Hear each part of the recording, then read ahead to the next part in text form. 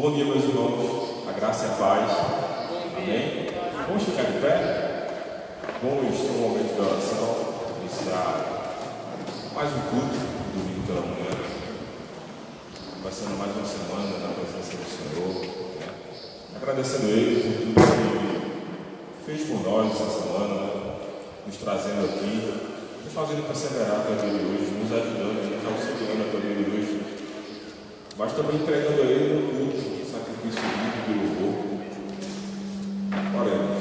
Senhor Deus, nesse momento, Pai, nós queremos agradecer o Teu nome, glorificar o Teu nome, dizer que Tu és o nosso Deus. Queremos, Senhor, Te louvar como temos feito durante toda essa semana que se encerrou, Pai.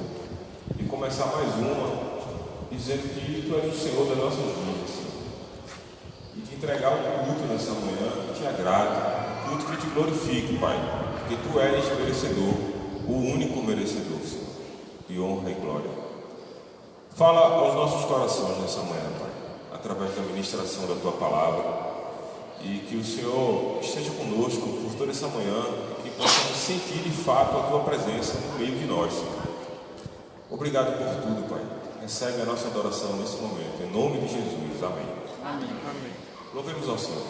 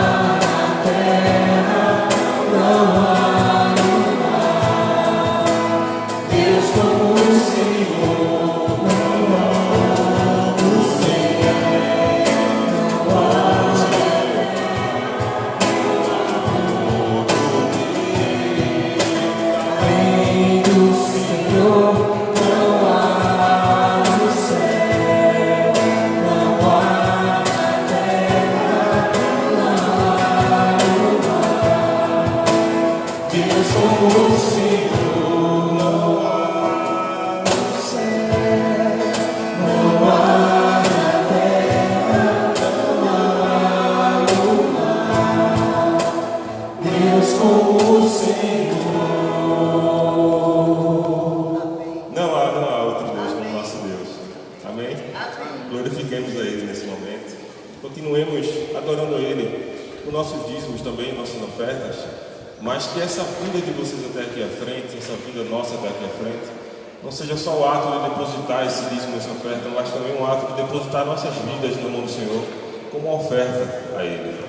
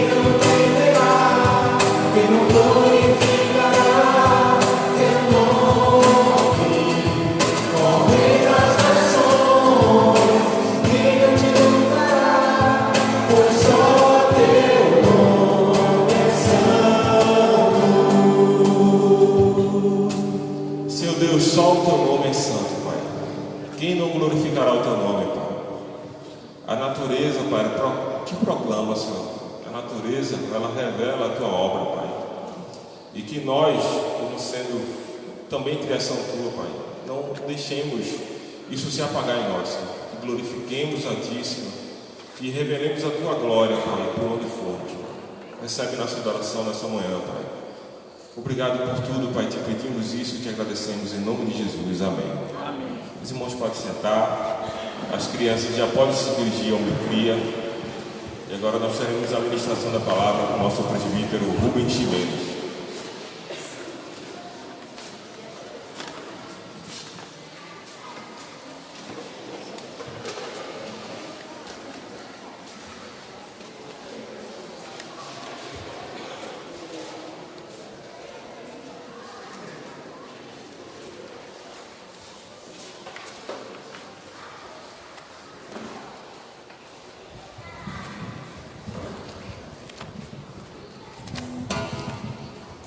Bom dia, irmãos.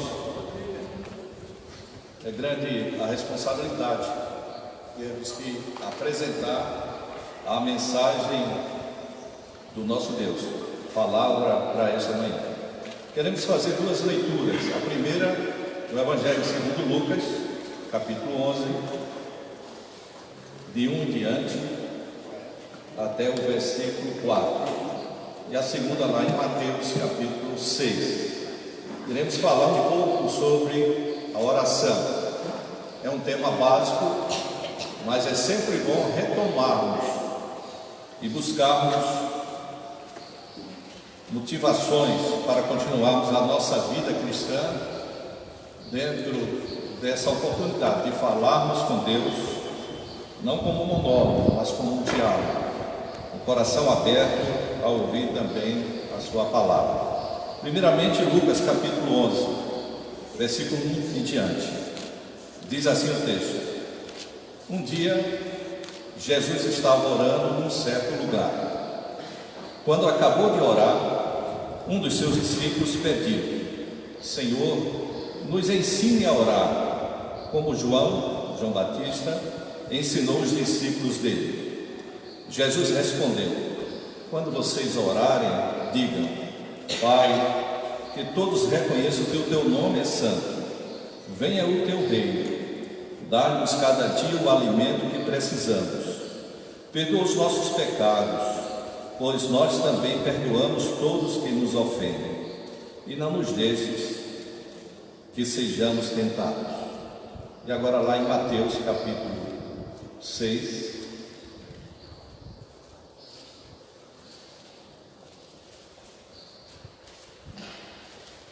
do versículo 5 até o versículo 15. Os evangelhos, eles se somam, por isso que eu optei em fazer essas duas leituras. A parte inicial de Lucas nos dá uma certa informação que vai ser complementada por Mateus. Mateus, Marcos e Lucas, eles têm o mesmo ponto de vista a partir do escrito de Marcos. São chamados evangelhos sinóticos, mesmo ponto de vista. Já o evangelho de João apresenta algo bem diferente. Apresenta Jesus como Deus. A frase dita por Jesus: eu e o Pai somos um. Por isso que o evangelho de João não tem genealogia. Deus não tem pai nem mãe. Então, Mateus capítulo 6, a partir do versículo 5. Quando vocês orarem, não sejam como os hipócritas. Eles gostam de orar de pé nas sinagogas e nas esquinas das ruas para serem vistos pelos outros. Eu afirmo a vocês que isto é verdade. Eles já receberam a sua recompensa. Mas você, quando orar, vá para o seu quarto, feche a porta e ore ao seu Pai, que não pode ser visto. E o seu Pai, que vê o que você faz em segredo, lhe dará a recompensa. Nas suas orações, não fique repetindo o que vocês já disseram, como fazem os pagãos. Eles pensam que Deus os ouvirá porque fazem orações compridas. Não sejam como eles, pois antes que vocês pedirem, o Pai de vocês já sabe o que vocês precisam.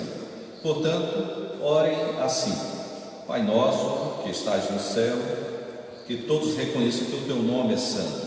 Venha o teu reino, que a tua vontade seja feita aqui na terra, como é feita no céu. Dai-nos hoje o alimento que precisamos. Perdoa as nossas ofensas, como também nós perdoamos as pessoas que nos ofenderam. E não nos deixes que sejamos tentados, mas livra-nos do mal. Pois teu o reino, o poder e a glória para sempre. Amém. Porque se vocês perdoarem as pessoas que ofenderem vocês, o Pai de vocês que está no céu também perdoará a vocês. Mas se não perdoarem essas pessoas, o Pai de vocês também não perdoará as ofensas de vocês. Oremos.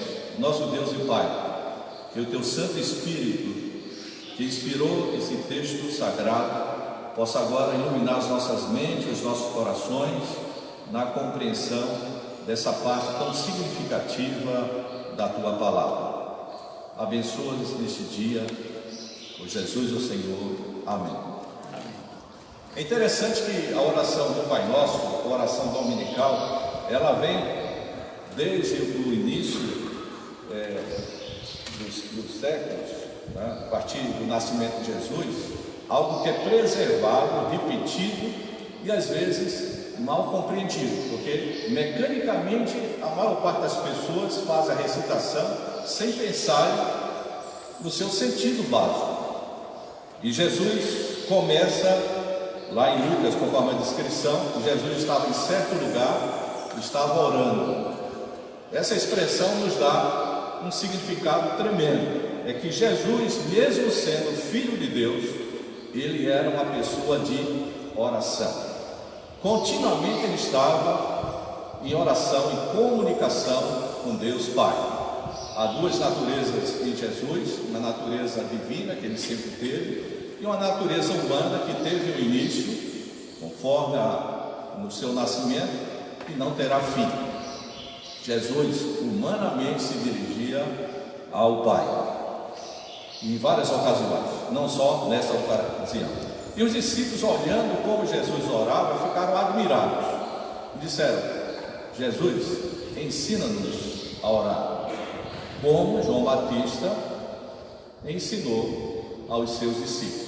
Daí vemos que é o seguinte, que apesar da oração ser algo natural, espontâneo, nós podemos aprender, não como uma reza, como algo para memorizarmos e colocarmos para fora de uma forma sem percepção. Não é isso que o texto diz. Precisamos aprender com significado a quem nos dirigimos, através de quem nos dirigimos, e está pronto também, aberto para ouvir a voz de Deus. Oração é comunicação com Deus, o nosso Pai. E os discípulos foram aprender a orar conforme a descrição lá em Lucas e uma descrição um pouco mais detalhada em Mateus.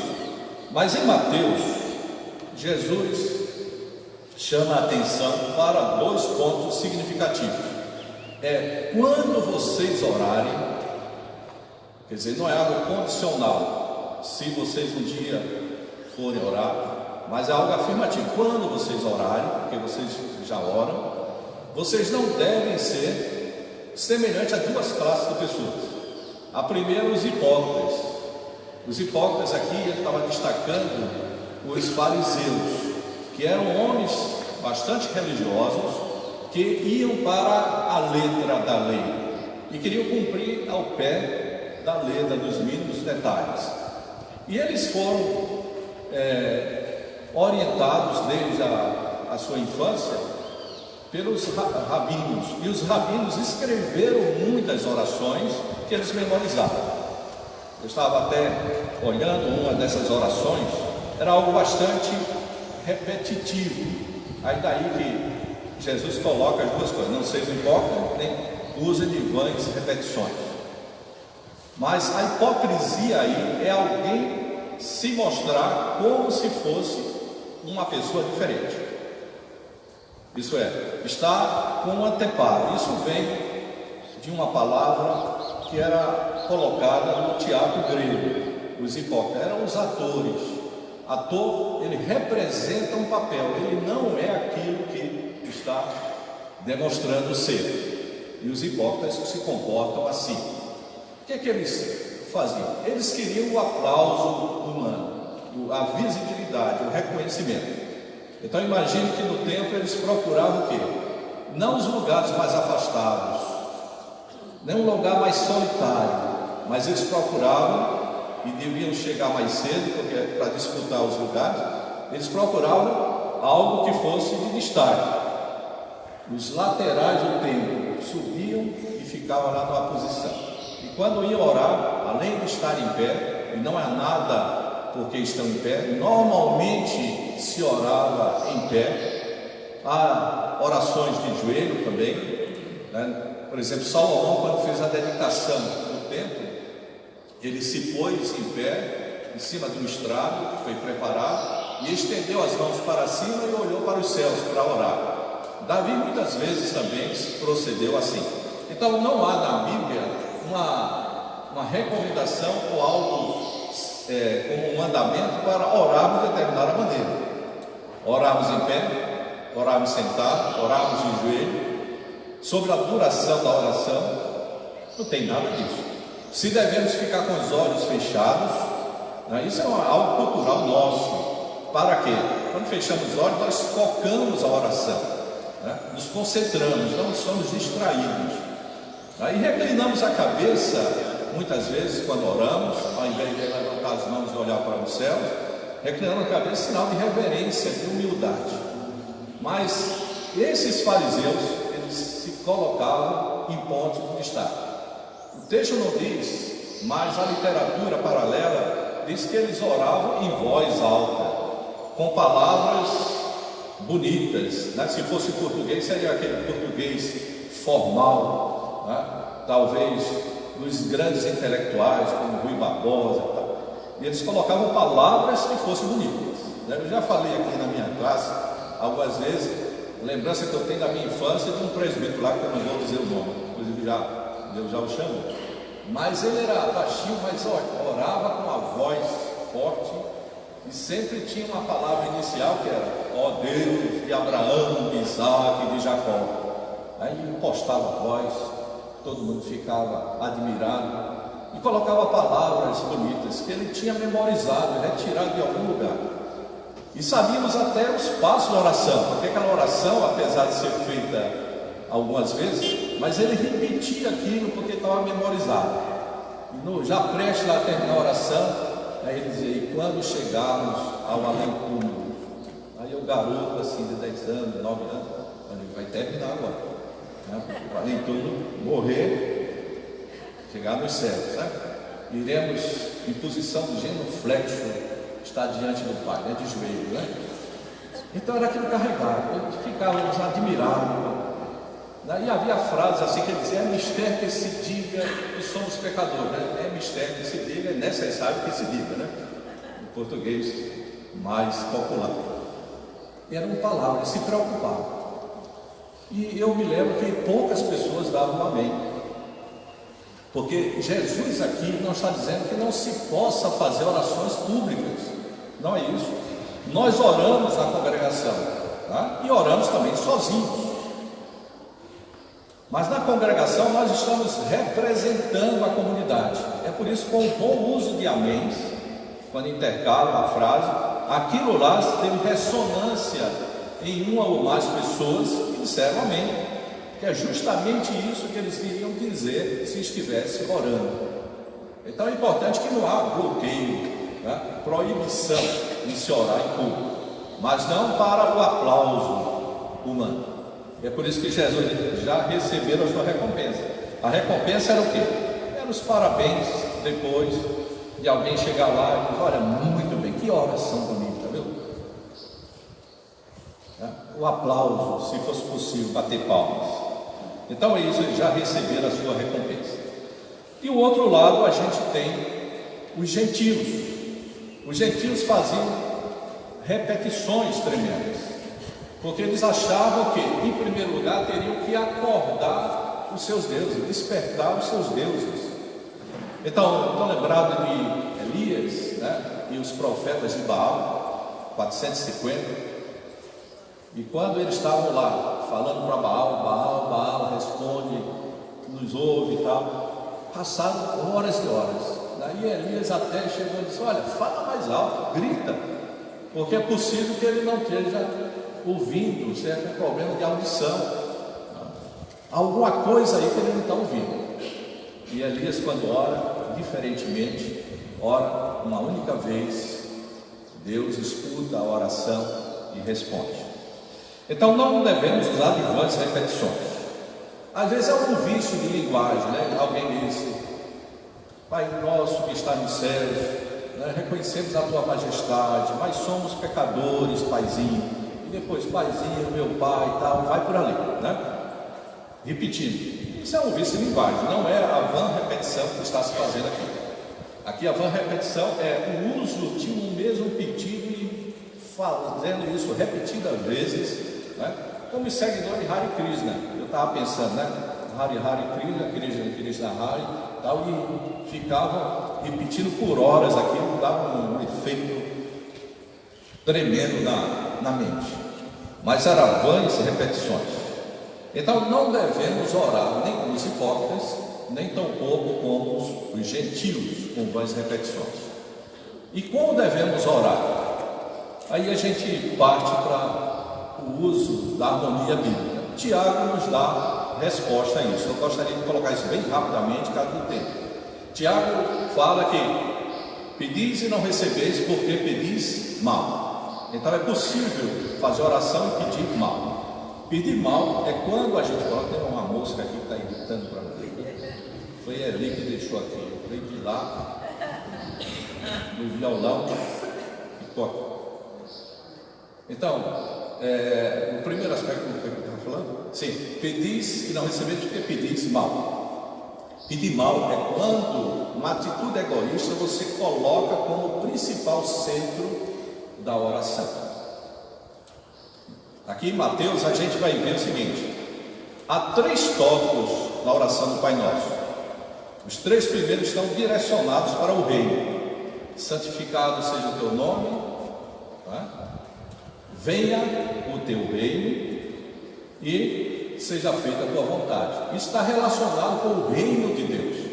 E depois tem 3 outros pedidos que são relacionados conosco mesmo. É o que? O pão. Dá-nos o pão deste dia.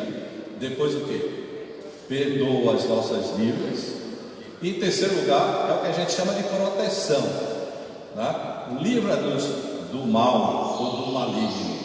Que no original pode ser colocado o maligno, e o mal vem do maligno. Então seriam os 3 P's, né? Pão, perdão e proteção. Então a gente precisa aprender a orar e orar corretamente. Não se coloque em primeiro lugar. Alguém já começa a oração: ó Deus, eu preciso disso. Não é uma listagem de pedidos. Não é isso. Oração não é só petição. Orar é falar com Deus. Então podemos ter orações de adoração, né? Onde expressamos quem Deus é. Podemos fazer oração de quebrantamento, de confissão, dizendo e confessando os nossos pecados. Podemos fazer oração de intercessão, orando por outras pessoas, para que o Evangelho seja alcançado, para que Deus estabeleça saúde, etc. Podemos orar em ação de graça, agradecendo as provisões de Deus. Podemos orar também em dedicação, como está lá em Isaías capítulo 6, eis-me aqui. Você foi mexido com o sermão, aí diz: olha, precisamos enfocar a evangelização. E você: se eu não tenho feito nada, eis-me aqui, eu quero estar nesse grupo aí. Então há várias possibilidades de oração, oração que se faz para pedir consolação, para pedir misericórdia e assim por diante. Mas a maior parte das orações são orações de petição, listagem de pedidos, de desejos. E nesse momento aí é possível se cometer erros. Orar já dando ordem a Deus, como se fosse possível. Um grande pregador americano, ele chegou e disse o seguinte: peça o que quiser a Deus, mas esteja preparado para receber o que Ele vai conceder, porque na certa será sempre melhor, né? Alguém quer casar, aí diz: ó Deus, né, manda aqui um rapaz ou uma moça assim, tal, e por sinal já tem o nome e o CPF e tal. Não é assim. Quero me casar, mas manda uma pessoa que tu já tem separado para mim, né? Me abençoa desde já, e não apenas no casamento. Ontem teve uma comemoração aqui, por isso que a gente tem um ligeiro vazio, né? Mas teve gente que saiu depois de 2 horas da manhã. Aí seria praticar, arrumando tal, e deixando aqui as cadeiras para a gente. Parece que não houve nada, né? Bom, então tudo certinho aqui, né? Porque só o único funcionário da igreja que estaria, ele não ia conseguir fazer isso, né? A gente precisa sempre trabalhar em equipe. Mas veja que das relações que nós temos, nós precisamos sempre ter o cuidado de não querer impor a Deus a nossa vontade. Então, como devemos orar? Tiago dá alguns tópicos, e eu vou colocar alguns deles. Em primeiro lugar, há algo que está aqui no Pai Nosso que precisamos entender. Quando Jesus diz lá na orientação: perdoa as nossas ofensas, como também nós perdoamos as pessoas que nos ofenderem. E depois no final ele diz: porque se vocês não perdoarem as pessoas que ofenderam vocês, o Pai de vocês que está no céu também não perdoará vocês. Se você não perdoar, Deus não vai perdoar. Há alguns estudiosos que colocam o seguinte: a natureza normal, espontânea daquele que é filho de Deus é perdoar. Se não perdoou, é porque não é filho de Deus.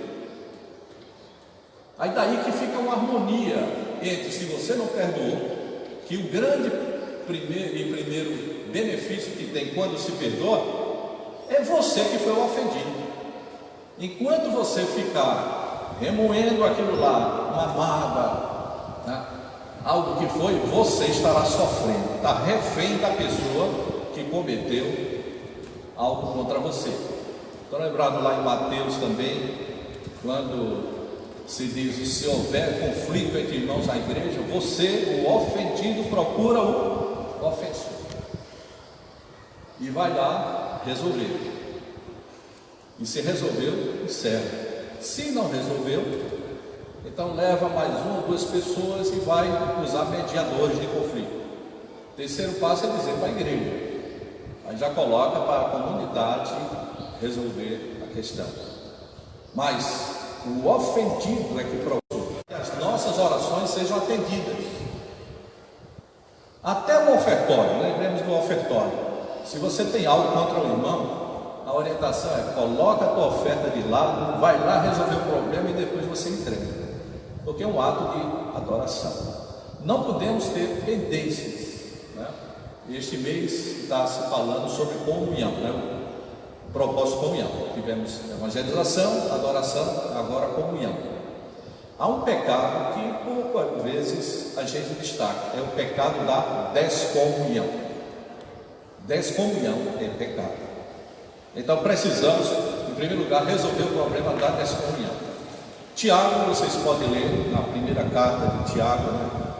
Vários textos, não vou fazer a leitura por causa do tempo, mas ele diz que devemos orar com sabedoria, devemos orar com fé, devemos orar com fervor. Esses 3 tópicos estão lá em Tiago. Orar com sabedoria é orar afinado, em sintonia com Deus. Está plenamente consciente do que Deus vai querer de nós. Orar com sabedoria. Orar com fé não é saber pensando que o que você pedir vai ser atendido. Não, eu orei com tanta fé que Deus vai me abençoar. Fé aqui é confiança na resposta de Deus, sabendo que a resposta dele será bem melhor, sempre bem melhor do que nós pedimos. Aí ele vai fazer os ajustes necessários nos nossos pedidos. E orar com fervor. Orar com fervor, a semelhança de Elias perante os profetas de Baal. Orar com a fé aquecida é nesse sentido. Orar com fervor não é orar com palavras, né, e gestos, né, com tremores na voz e arrebentar os céus. Não é isso. Isso é representação de hipócritas. Podemos sim, tem alguns momentos que a gente tem variações, né, das nossas emoções, mas não de forma preposital. A pessoa fala normalmente, ora sozinho normalmente, aí chega na igreja, aí começa a usar determinadas atitudes, gestos, para o quê? Para se apresentar às pessoas e ter o aplauso das pessoas, ter o reconhecimento. Não é isso que o texto diz. Nós precisamos orar com fervor, mas no sentido de uma fé aquecida. Jesus disse que devemos orar no nome dele, está lá em João, no Evangelho de João, se me falha a memória, 14:13. Orai tudo que pedirdes em meu nome, e isso meu Pai concederá. Orar no nome de Jesus não significa uma palavra que vai abrir as janelas do céu, não é isso. Uma varinha mágica que vai lá resolver o problema. Mas eu orei em nome de Jesus. Em nome de Jesus, tá, vai ser realidade. Não é isso.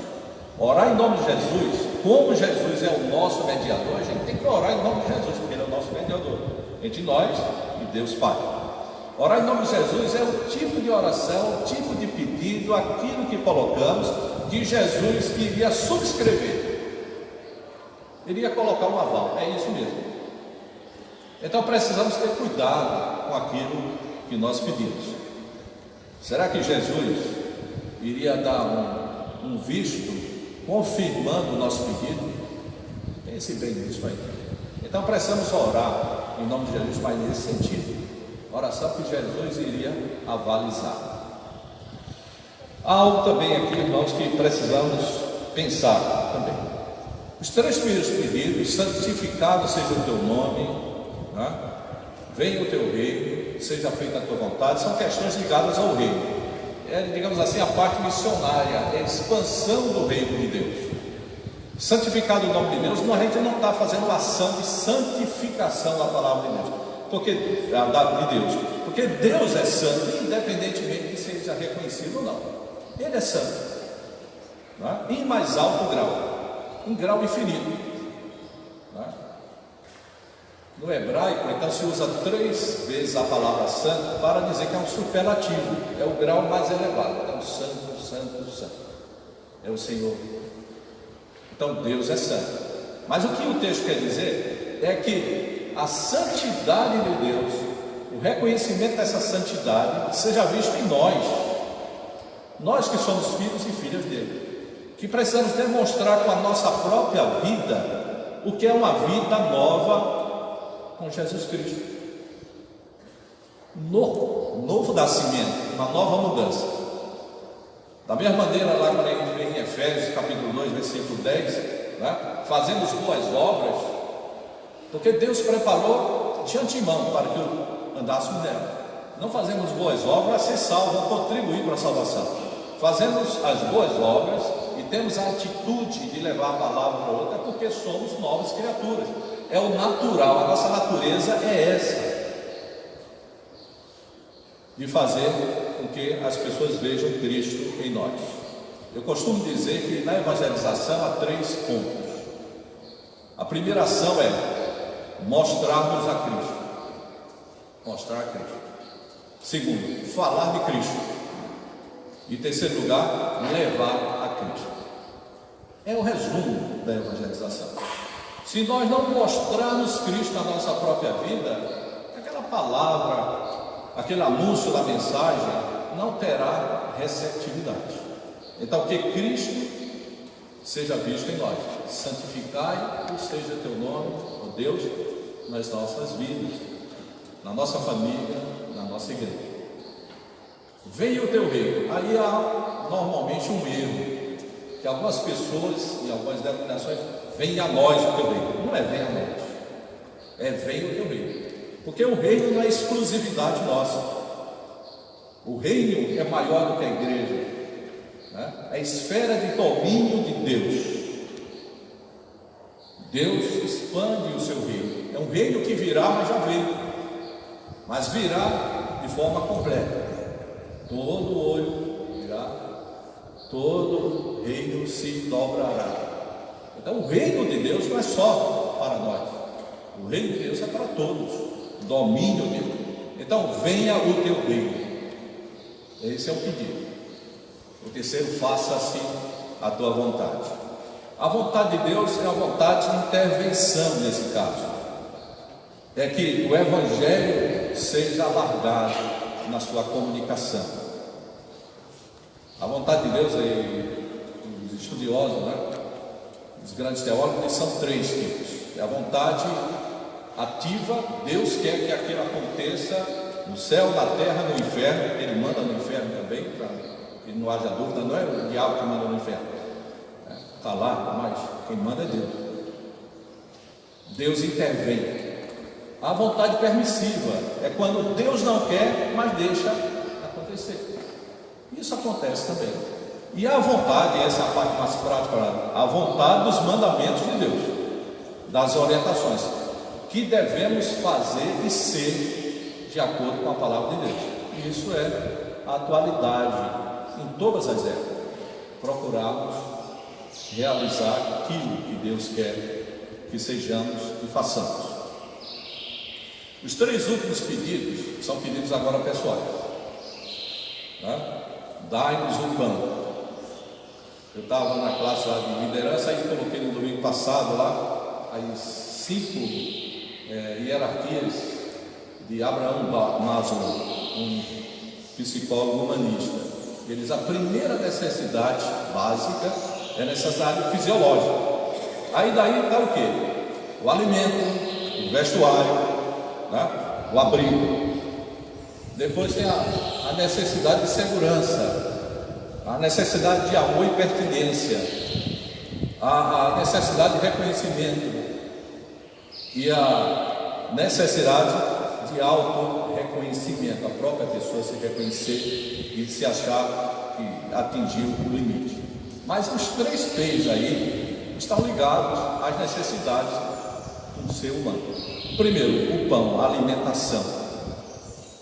Não é algo feito com preocupações futuras, porque dai-nos o pão deste dia, o pão de hoje, semelhança do maná no deserto, que era dado a cada dia, né? Exceto na sexta-feira, que era a porção dobrada para se usar no sábado, que era santificado. Mas a cada dia, o pão, a alimentação, o sustento, né? A provisão básica, e não mais do que isso, porque mais do que isso, ó, Deus me dá um carro novo, não é? Porque eu sou súdito do teu reino, tá? Me dá uma casa assim, um apartamento e tal. Não é isso. Dá as necessidades básicas, e Deus disse que iria sempre nos atender nisso aí, aos seus filhos e filhas. Depois há uma necessidade de segurança. Antes de segurança, a necessidade de perdão. O perdão, ela traz tranquilidade para aquele que perdoa. Ele diz: olha, não estou mais agora refém daquelas atitudes da pessoa, nem da própria pessoa.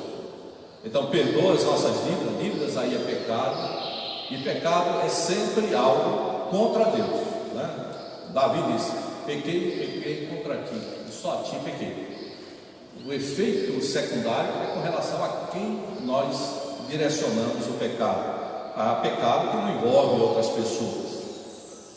Mas quando pecamos, nós somos devedores. Se somos filhos e filhas de Deus, nesse caso, e a nossa oração pode ser ouvida por Deus, Deus só tem prazer na oração dos justos, dos seus filhos e filhas, e não do incrédulo, é abominação, diz o texto. Então, não cristão pode orar?